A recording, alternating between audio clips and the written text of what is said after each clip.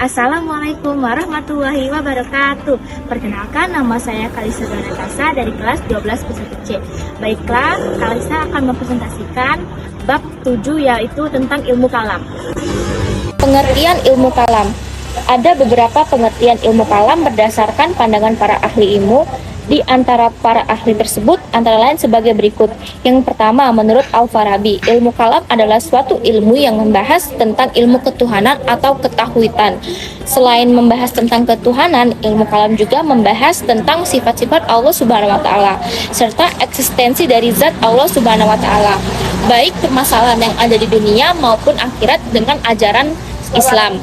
Lalu, adapun sebab-sebab ilmu kalam antara lainnya, yang pertama adalah ayat-ayat mutasyabihat, adanya persoalan-persoalan yang berkaitan dengan keyakinan yang belum pernah terjadi pada masa Rasul, serta yang terakhir ada fanatisme, pendapat dari tokoh Islam yang berkaitan dengan keimanan umat muslim. Lalu yang ketiga, ada dasar-dasar ilmu kalam di antara lain seperti Al-Quran, hadis, pemikiran, manusia, dan insting. Sementara itu, persoalan-persoalan yang menjadi wilayah ilmu kalam seperti yang pertama adalah masalah ketuhanan yang mencakup wujud, sifat-sifat, dan perbuatan Allah Subhanahu wa taala. Lalu, Al-Quran yang membicarakan tentang apakah Al-Quran itu merupakan makhluk atau bukan, akhirat yang membahas kebangkitan manusia kelak di akhirat dengan jasad atau ruhnya saja, dan apakah manusia dapat melihat Allah Subhanahu wa taala di akhirat kelak. Nabi membahas mengenai mukjizat dan wahyu yang diberikan kepada Nabi dan Rasul. Iman, dosa besar, takdir dan keadilan Allah Subhanahu wa taala. Lalu al-khalifah dan imamah.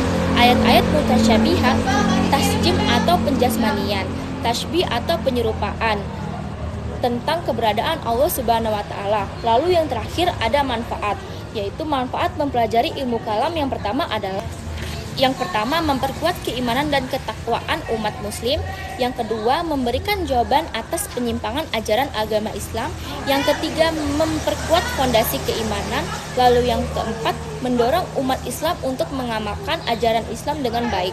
Lalu, dapat mengamalkan ajaran Islam juga secara konsisten, tidak berperilaku menyimpang dari ajaran Islam, dan yang terakhir, memperkuat dasar pengetahuan Islam.